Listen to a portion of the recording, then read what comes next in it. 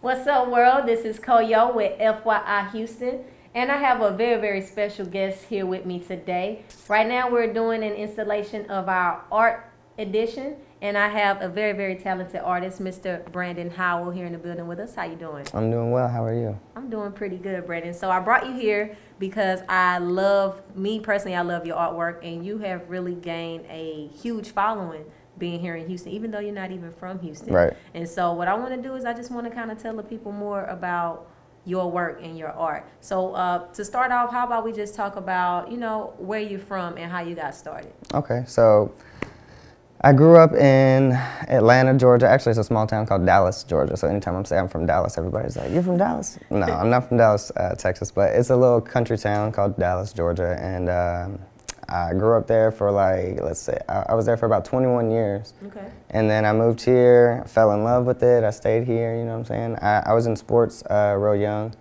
and obviously I didn't get to be too tall, so basketball didn't work out. I would love for it to, but it didn't. So I had to, I had to stick with something that, couldn't outgrow me. So I found a pencil and a spray paint, and here we are.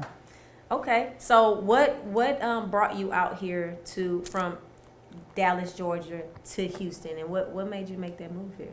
Okay, so when I got out of high school, I was really big into skateboarding, which I still skateboard now, but I was really big into it then. I had a couple sponsors, so I came out here to visit. I had a friend out here, so I came out here to visit, and I saw there were so many skate parks around, like the apartment that he lived in. There was like 5 skate parks within 10 miles, 15 miles, and I had to go 47 miles to my hometown skate park from my house. So it was like serious. I had to have my mom drop me off and come pick me up. So once I found out that Houston was like that, I just fell in love with it and basically been here ever since. I tried to go back home and I just wanted to come back. So I've been here for like 5 years now straight. Okay. So what has gotten you into doing art more professionally? What has made you say, okay, this is how I want to pay my bills? Okay. I like I said, I skateboard. So I wanted to put art on top of my skateboard, and it always messed up my markers a lot of times. So I found out that I can make stencils and use spray paint.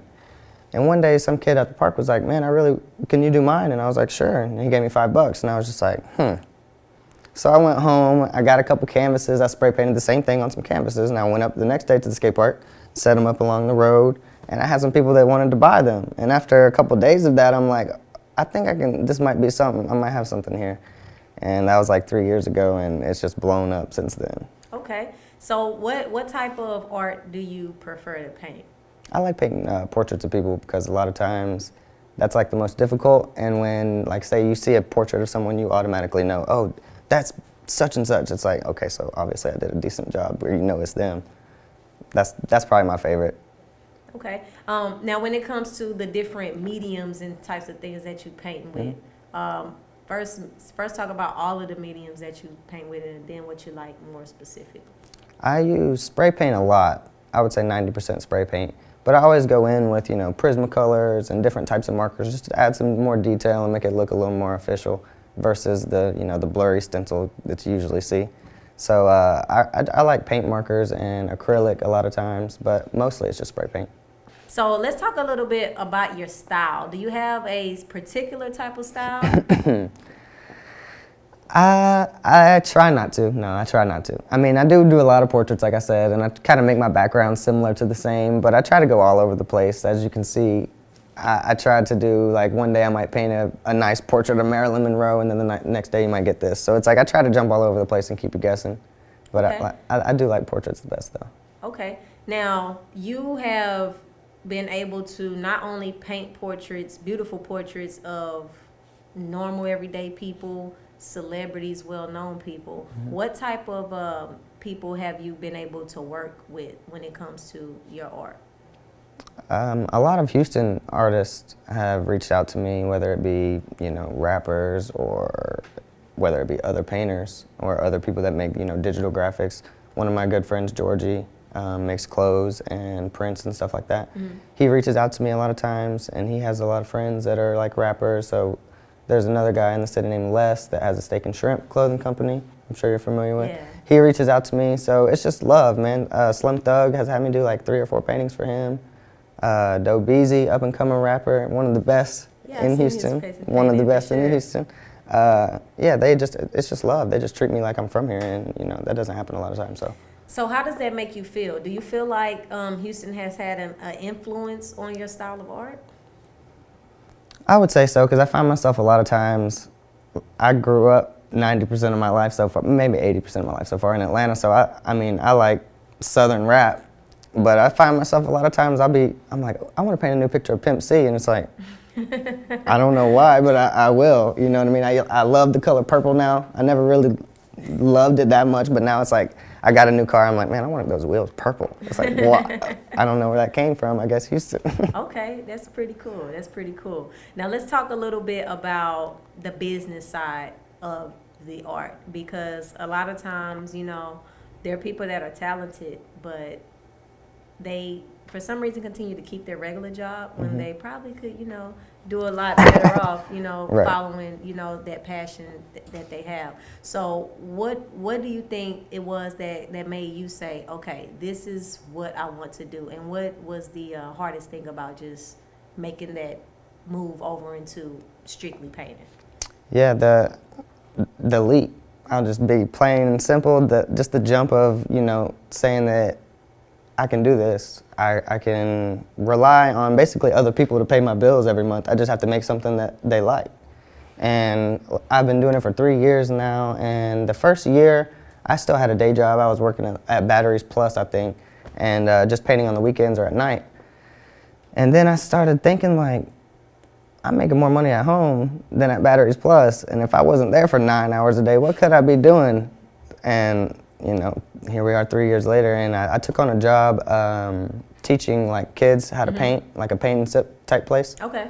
And I did that for a few years, and like I said, I mean, I sit at home and I'm like, I'm painting at the paint and sip place, like pictures of wine and stuff, and I'm just like, and then I get home and I really focus on what I want to do. So it's like like I said, after a couple years of that, I had to stay at home, and I had to just say, okay, I'm going to take it serious, and if I want to make it, it's only because of me. I'm the only one that's going to hold myself back. So I decided to jump in, and it's been working out. That's awesome, and we've definitely seen that it's been working out for you. You've been very, very successful since you've been here. What I want to know is you mentioned something about you moving from your hometown to Houston. You said you had less than $1,000 in your pocket. But one of the things that really resonated with me was that you said you never really didn't think that you could do it. Right. You just turned up your headphones and you started to paint more. Let's talk a little bit about that. Yeah, that's just about, you know, having faith in something, whether you believe in whatever you believe in or not. But I just had to have faith, and I felt like I've never questioned my skill level. You know what I mean? Anything I've done or tried to do, I've been decent at. Not the best basketball player, the best football player, whatever, but I was okay at both of them. So I've always, you know, had the confidence to know that if I want to set my mind to something, I can do it. And no matter who's watching, you can too, you know what I mean?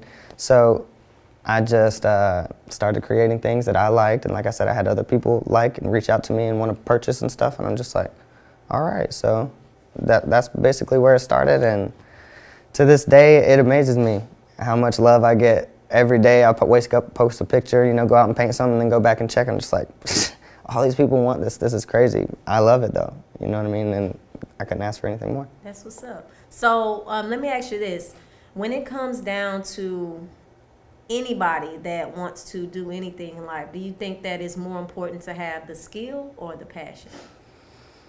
Obviously, you do need a little bit of skill, but it's about passion. I don't want to throw any names out there, but Soulja Boy isn't a great rapper, but he has millions of dollars. It's because he loves what he does, and he puts it out there. You might not listen to it, I might not listen to it, but somebody's paying for it. So it's all about knowing that 80% of the world can hate what you do, but there's going to be some people that love it and that'll pay for it. So continue to do you. So Brandon, let me ask you this: what is some advice that you can give somebody who's wanting to take that leap, or or move from a job that they're not so excited about and really go into something that they are more excited about? What advice could you give them?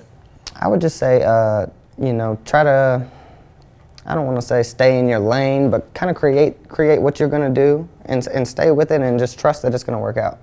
Like I said, it's that leap is just the biggest thing. Once you get over that and you know that, okay, this is going to be something I'm going to do and take serious, you have to keep that in your mind.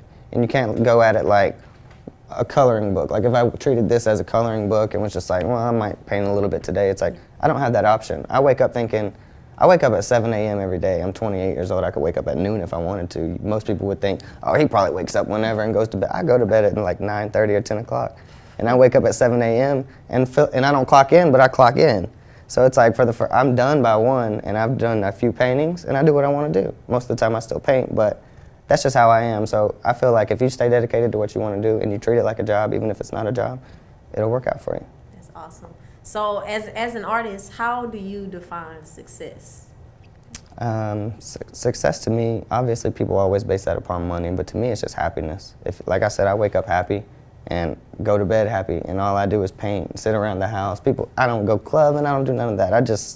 I like what I do, and it makes me happy. Obviously, you can tell.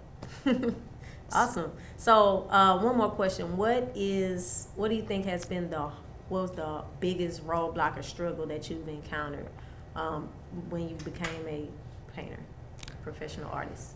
Everybody's gonna have, once you make that jump, the first couple months might not be easy. The first month might be great. You might make tons of money in that first month, but there's gonna be a month that comes down the road where you might be scraping, you might be struggling, and it's just like, it would be so easy to say, man, I made the wrong decision, I gotta go get my job. Let me go try to get my job back. It's like, you have bad weeks at work too. So just stay with it. It's gonna work out. No worries at all. It's gonna work out. Just stay with your passion, and it's gonna work out for you. That's awesome. As an artist, how do you visualize your effect on this generation and future generations? I just want to leave some sort of impact on people to know that you know what I mean. You can do what you like to do and excel in it. So like I said, I started painting a few years ago, and I basically started Googling what my girl wanted a Marilyn Monroe picture. So I was like, well, let me try to make the most basic one and work from there. So it's all about how you go about what you make. So I don't want people to get the concept or the visualization that you have to have a printer, you have to have a scanner. I don't have a printer, I don't have a scanner, I don't have Photoshop, I don't have none of that. I take the photo that I like and I just work it in my brain, and it's took me 3 years to be able to do that. So it's like, I feel like no matter who sees my work, you're always gonna think, oh, that's a little different, because I go about it a different way. And that's you know, what makes me more unique, I would think. So that's kind of the point I want to stress to people, is just, instead of seeing something and being like, ooh, I want to do that. Do it your way. I want to do, ooh, I could do something like that, but I could, that's how you should look at it. That's awesome. Yeah. Okay. Well, that's the end of the interview, Mr. Brandon. I want to thank you for coming out and joining us. This is Coyo with FYI Houston, and this is Mr. Brandon Howell. Make sure you check out his artwork, and make sure you check out his interview. What's up, world? This is Coyo with FYI Houston, and I'm chilling with another dope and talented artist, Mr. Brandon Howell. Brandon, why don't you tell everybody where they can get some dope paintings from you? So for now, you can just follow me on Instagram at @bhowell, but soon I'm going to be opening up my own storefront, and then I'll let you guys know where the location on there, so just stay tuned. Y'all make sure y'all stay tuned, and make sure y'all follow FYI Houston for all updates on Mr. Brandon Howell as well.